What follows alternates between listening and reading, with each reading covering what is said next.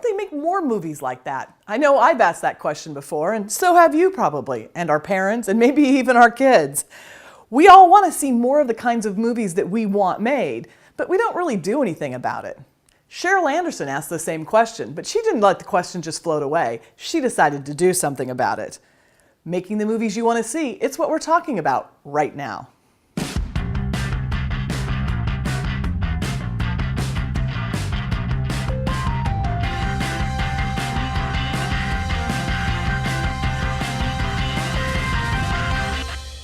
Welcome to Right Now. I'm your host, Jennifer Shookman, and today's guest, I think this is really inspiring because while we've all stood around and said, I wish they'd do more of that, she's actually gone out and done more of that. Today's guest is Cheryl Anderson, and Cheryl is a TV writer and novelist who hasn't met a genre she doesn't like, which means she works in a lot of different areas. She writes comedy, drama, sci-fi, family, and procedurals. She's sold pilots to NBC, Disney, Lifetime, Sci-Fi, and her most recent work has been on Up and Hallmark.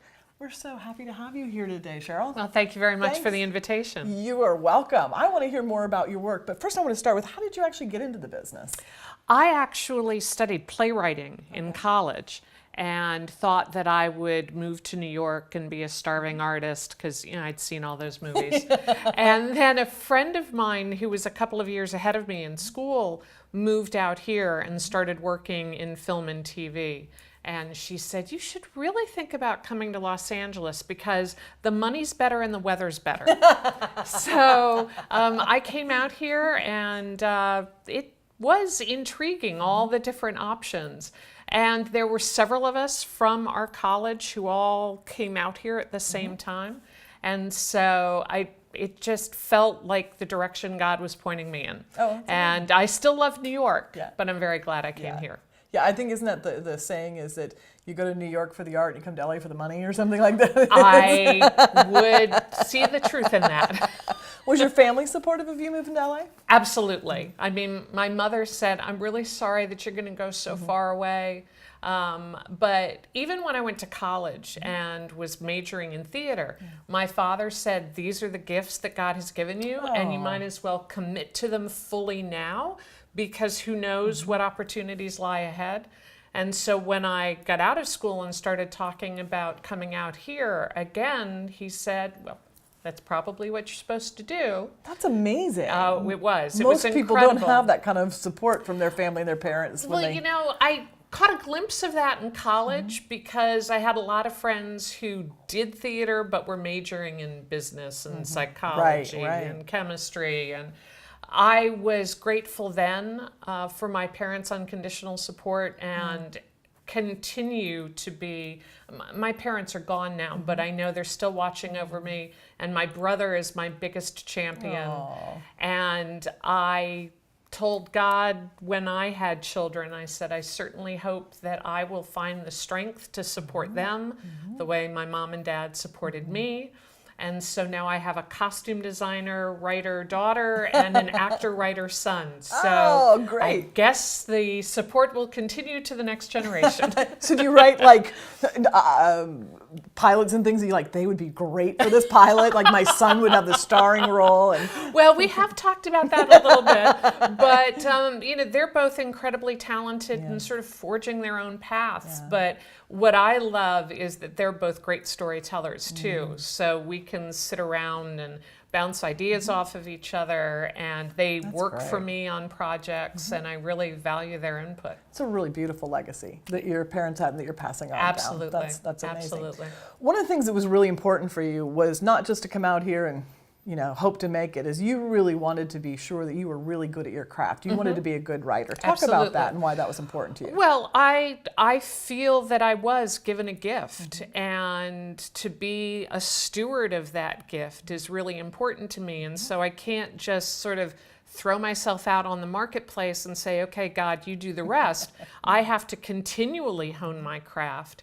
And so every script I write, I try to make sure that it's substantially better than the last one, even though I've been doing this for a while. And also, when I got to a point where it was appropriate, I started teaching.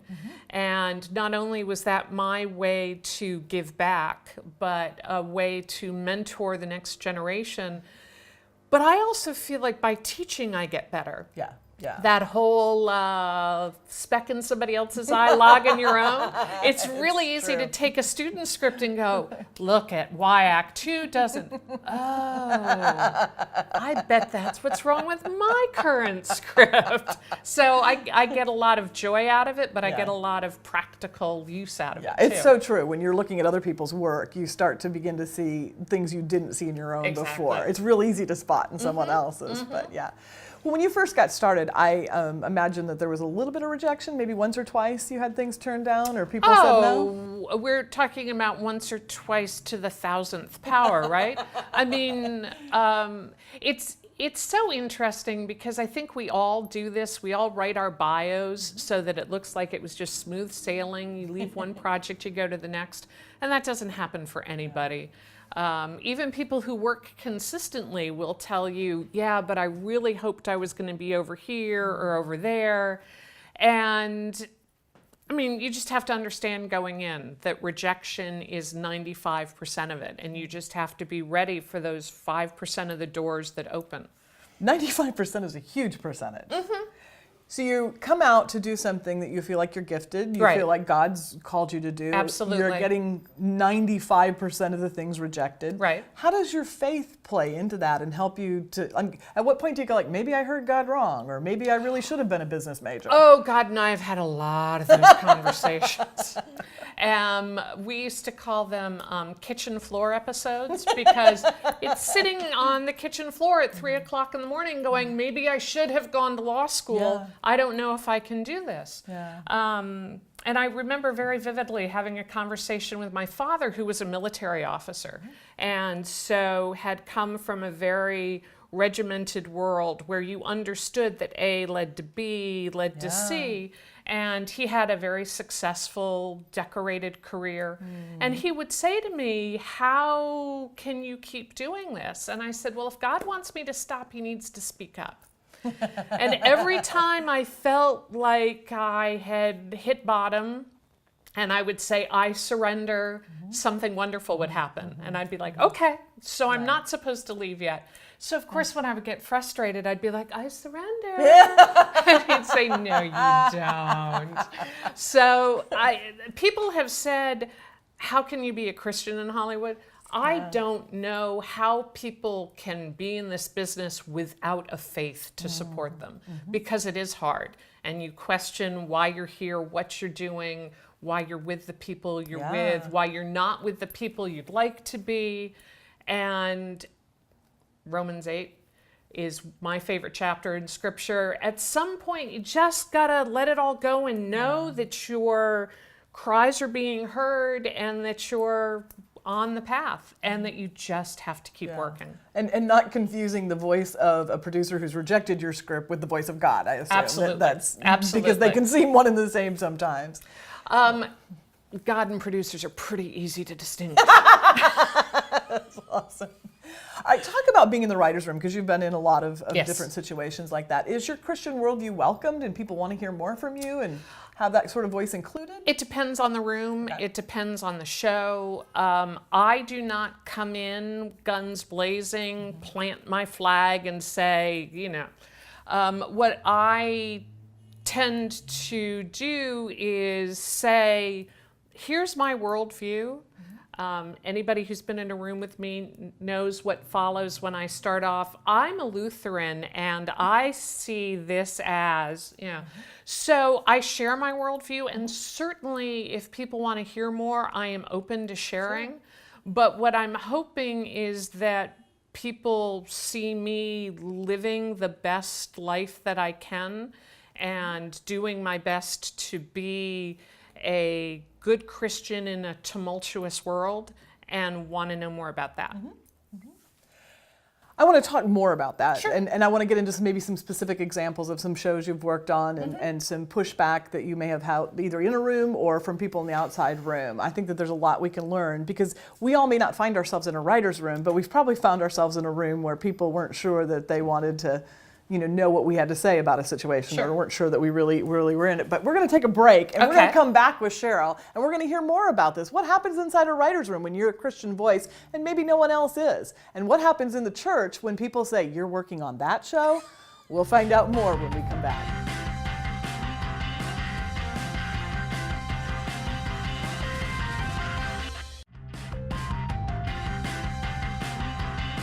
Welcome back. We're talking with Cheryl Anderson about what it's like to be a writer in Hollywood and to be in a writer's room where some people welcome your viewpoint and others don't.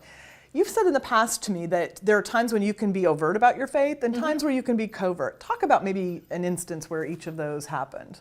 Well, if you're in a room where faith is a comfortable subject for people to discuss, then you can talk about it plainly and say, this is a faith issue, or based on my faith tradition, here is what I think this character would do. What's very interesting, and this is sort of a meeting of the two worlds, is that I was on Flash Gordon on Sci-Fi, and we were talking about an episode and the A story, and I suddenly realized, oh my gosh, this is John the Baptist in prison. And my showrunner, who had gone to Catholic school, understood completely what I was talking about. And so we discussed that scene in those terms. And I was so excited because, Flash Gordon, there's a chosen one and there's a terrible king. And it just fits so beautifully. But if you see the episode, we don't talk about John the Baptist. We don't talk about Jesus in the middle of Flash Gordon. And so that's sort of how you can be covert in that I call it stealth theology. The gospel is always on my heart when I'm writing, and thematically I'm looking at how can I express my faith. Is this an episode about stewardship? Is it an episode about redemption? Which of the fruits of the Spirit can I communicate in this story? And so I think sometimes Christian artists are so eager to share that they let the message overcome the story. And that defeats things on both sides, because you're not doing good art and you're not communicating your faith well at the appropriate moment. And so I believe, and like I said, I'm a Lutheran, and that's a tradition that's very supportive of the arts, but I also believe that you have to find your moments. Speak when people will hear, and not stand on the street corner making a show of yourself, as it were. And so whenever I have the opportunity to be overt, I will pitch these characters have this discussion if it's appropriate, or in pitching out a series, I'd like to see this family go to church. The fact that the Simpsons go to church more than any other family on TV. That happened. But then there are other places where it's just not appropriate. But that doesn't mean that you can't be thematically theological. And as I said, tell stories about redemption and forgiveness and love and the other important aspects of our faith that we should be sharing every day just by the way we live. We need to have other examples in the Bible, because some people who will never read the Bible will watch Flash Gordon, for example. Exactly. But I think this kind of goes back to what we started talking about. It's really important for you to be good at the craft. Absolutely. Because otherwise, if it becomes proselytizing, and the story's no good, and no one wants to watch it. Exactly. But if you have taken the time and the care to really understand the craft, you can figure out how to weave these themes in without anybody knowing that that's exactly what's happening. Exactly. And I told my kids as they were growing up, as your mother, as a Christian and as a writer, I have a responsibility to protect you from bad art as well as bad theology. And so I try to point them toward great art that also has a great message, and away from sort of clunky, here's a sermon and we're going to try and wrap a story around it. And I think that's what we see. with all due respect, artists are working where they're at, and hopefully everybody gets better and grows. But we do see a lot of bad Christian art. Is that fair to say? And sometimes it gets the baby gets thrown out with the bathwater then, because people are like, well, that filmmaking or that writing or that ever so bad. I can say it personally because as a writer, I would go to a writer's conference and somebody would hand me a really poorly written manuscript and say, God wrote every word of this. Like, no, God writes better than that. I'm pretty sure you did That's that. right. So. That's right. Yes, I do think that that's a difficulty, and bad art exists in the secular world course, too. yeah. But the difficulty is that bad Christian art makes it more difficult for the rest of the Christian community to present great art, because the secular production world doesn't know how to distinguish us. If they have certain preconceived notions when you say I'm a Christian and I want to do a faith-based or a faith-friendly project, and they assume the worst. And so you have to come in with really strong work to say, no, look, I know what I'm doing, and I know how to reach a broader audience and give a great message at the same time. Or better yet, come in with good work and not have to label it so that they don't even... Well, that's the dream. Somebody asked me recently about great faith-based work. And I said, actually, my favorite faith-based filmmaker is Martin Scorsese. Now, he would not describe himself that way, but I certainly see his faith coming through in his work. And my favorite movie of all time is Man for All Seasons, which is incredibly beautiful, poetic writing and a huge historic epic, but it all pivots on a matter of faith. And I wish we made more of those kinds of movies. That's great. That's great. Let me ask you this. Has there ever been pushback from people, from Christians, people at church or people, just within the Christian community that have said, why are you working on that show? Or if you're a Christian, how come, basically questioning your Christian credentials and looking at... Absolutely. I was on the first 3 years of a little show called Charmed. And again, I grew up in a very supportive, arts-filled home where metaphor and parable were really important. And so I looked at Charmed as an opportunity to tell stories about how crucial a warm, supportive family was. These are 3 young women who had been given gifts by a higher power and were told to defeat evil and make the world a better place. And I thought, wow, I may never get a chance to work with this kind of metaphor again. And I was really excited. And I got tremendous pushback from people at my congregation at the time and just people in the community who were like, how can you be on a show about witches? And I said, well, but that's not what the show is to me. And, even now, many years past my time on the show, people will see that on my resume when I'm dealing with more faith-oriented projects. And I have been genuinely grilled about my faith and how I could allow myself to be on a show that was about witchcraft. And I said, it's not about witchcraft. The witchcraft was a metaphor.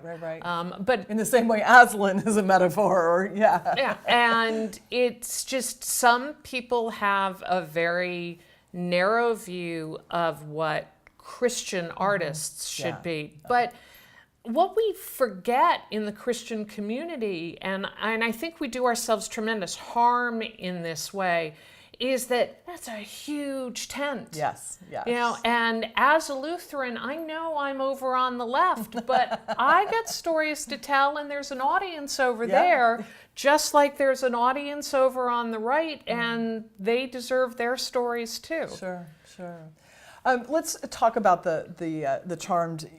You've got all this pushback. Your first episode came out, and you got a letter back. Tell me about that. Okay, this, not to date myself, but this was when people still wrote letters. Social media was just taking off. And we genuinely got letters. I mean, obviously the girls got straight up fan mail. Sure. But the writing staff got letters too. And my first episode was about the girls meeting an ancestress.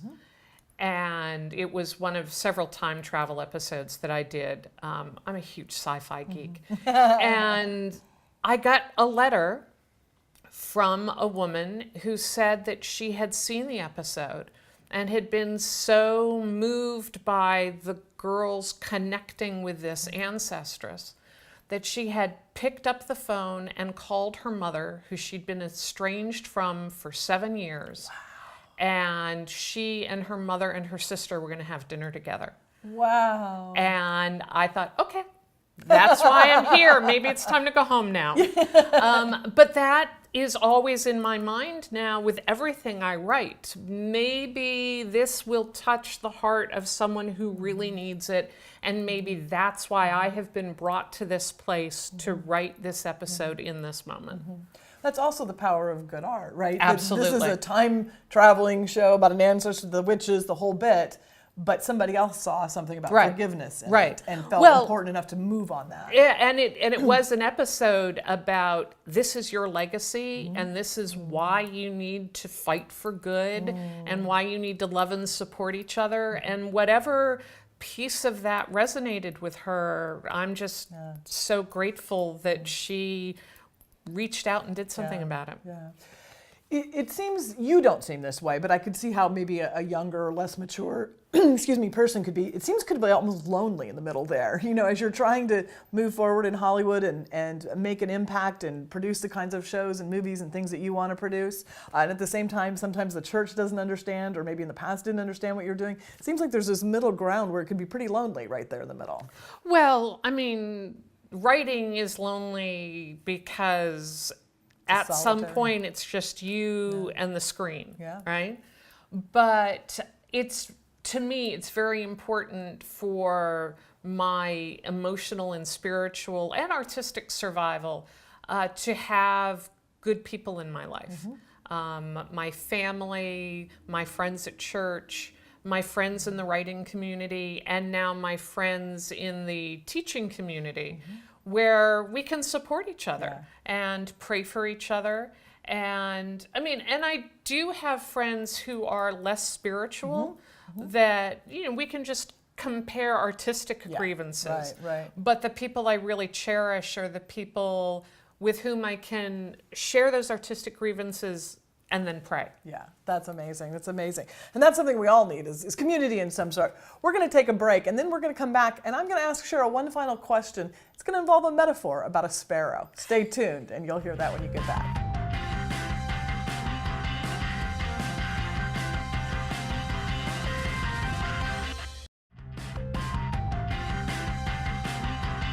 We're back with Cheryl Anderson. I just wanted you to share a little story you told me, a little metaphor about a sparrow. Can you tell me about that? It is actually an Israeli folktale, but to me it's a parable about artists and certainly artists of faith. A horse is walking down the road and he finds a sparrow lying on its back with its feet up in the air. And the horse says to the sparrow, "Little friend, what is wrong?" And the sparrow said, "Haven't you heard? The sky's going to fall." And the horse says, "Well, then let's go seek shelter." And the sparrow said, "No, I am here to help hold up the sky." And the horse looks at the sparrow in disbelief and says, "The sky is going to fall. And you, with your little legs, you think you can help hold up the sky?" And the sparrow says, "Friend, one does what one can. One does what one can." And I think that perfectly sums up what you're doing in Hollywood. And we appreciate so much just your sharing candidly some of the things that have happened with you and the work that you do. I think thank you. as an audience and as folks in Atlanta or the Southeast, as we're watching this, we don't often have contact with entertainment folks from Hollywood. We don't know the struggles that they go through and the kinds of things that they're doing. Sometimes they're just holding up the sky for the rest of us. So we're so thankful that you were a part of the show today. We're so thankful that you got to see Cheryl, and hopefully you'll be watching out for some of her shows to appear on the network television and Up Channel and Hallmark and Lifetime and all of those shows very soon. Thanks for being a part of the show today. We're so glad you were here, and join us next time on Right Now.